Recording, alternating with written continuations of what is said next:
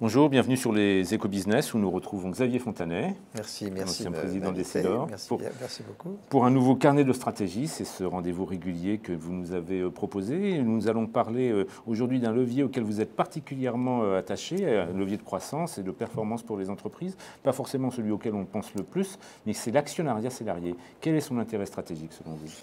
Je pense qu'il y a eu des dérives dans le capitalisme, effectivement le capitalisme financier, et donc la bonne façon de rééquilibrer, c'est l'actionnariat salarié qui consiste à aider le personnel à acquérir du capital. Ça ne peut être qu'une décision individuelle puisqu'il y a une prise de risque. Et ça, c'est chaque personne qui la prend, ne peut pas la prendre collectivement, c'est individuel. Mais une fois que vous avez un nombre suffisamment grand de personnes qui sont prêtes à jouer le jeu, à ce moment-là, naturellement, ils conquièrent les postes de conseil d'administration en tant qu'actionnaire, si vous voulez. On n'a pas besoin de faire des lois qui forcent à mettre des salariés au conseil, vous voyez, sans voix. Donc, c'est beaucoup plus puissant. La deuxième chose, c'est que ça change complètement l'ambiance dans l'entreprise parce que d'abord, la personne se sent chez elle. Il y a un vrai changement et qu'il faut... Ben oui, il faut avoir vécu. Ça devient son entreprise. On n'a pas l'ensemble de l'entreprise, mais on est partie prenante. On peut aller au conseil d'administration. Vous avez une bien meilleure information parce que le PDG, lui aussi, il est responsable de l'argent de ses employés. Il est responsable de l'argent que les gens ont mis dans l'entreprise. Et donc, c'est une responsabilité qui fait qu'il est encouragé à beaucoup mieux communiquer et adopter des types de management participatif où on demande l'avis de tout le monde. Quand l'employé est actionnaire, il a quelque part un droit.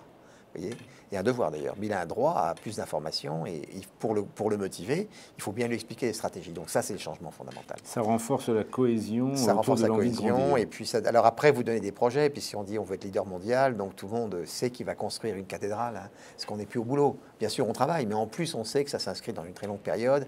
On marque l'entreprise par sa présence, son histoire, on participe à l'histoire, donc ça vous donne, je ne vais pas dire que ça donne un côté épique au travail, mais c'est quasiment ça en fait.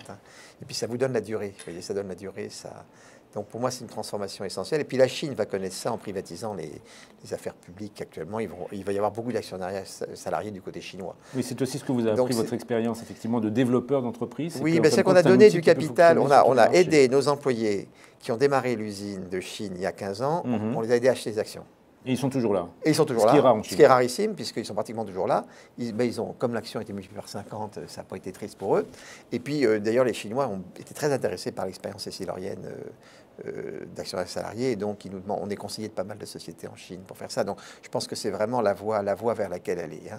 Et alors, simplement, fiscalement, il y a un petit os, c'est que les lois fiscales actuelles ont complètement enlevé tout intérêt d'investir, finalement, puisque quand vous mettez l'ISF, alors c'est incombe d'avoir un ISF pour un actionnaire salarié, et puis les taux de plus-value qui sont quand même punitifs, il n'y a plus d'intérêt. Donc il faut que le gouvernement remette un peu d'ordre dans tout ça, et notamment, à mon avis, enlever de l'ISF tout ce qu'on a mis dans son entreprise, ça me semble essentiel, c'est un comble quand même. Et puis deuxièmement, il faut donner des remises d'impôts pour fidélité. Quand quelqu'un laisse ses actions pendant 20 ans dans une entreprise et donne la stabilité qui permet de faire des stratégies, quelque part c'est un service qu'il faut récompenser. Donc j'espère qu'un jour le bon sens prévaudra. Donc pour bien percevoir ce message fiscal et au-delà de toute l'analyse stratégique de Xavier Fontanet sur cet outil donc de croissance durable qu'est l'actionnariat salarié, rendez-vous sur les Éco-Business, sur la chaîne Direction Générale. À bientôt Xavier Fontanet. Merci bien.